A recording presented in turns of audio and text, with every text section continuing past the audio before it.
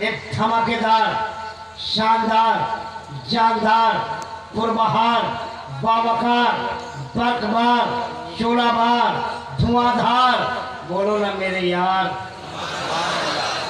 एक बड़बड़ा अंगेज, धमाका खेज, दिल गुदाज, दिल नवाज, गौहर रेज, गुल रेज, नसीहत आमेज, इत्र भेद, शबनम रेज, तबस्सुम भेद, इस्लाम से लबरेज और साथ साथ मुकम्मल हैरत अंगेज।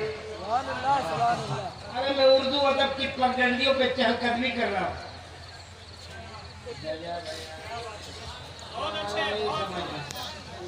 तो बहरहाल तेजी के साथ मैं तकरीबन दिनाजपुर यानी जहाँ जलसा हो रहा इसी जिला का वो शहजादा जो अपने बाप की बोली नहीं बोलता है तो रसूल पाक की बोली बोलता है।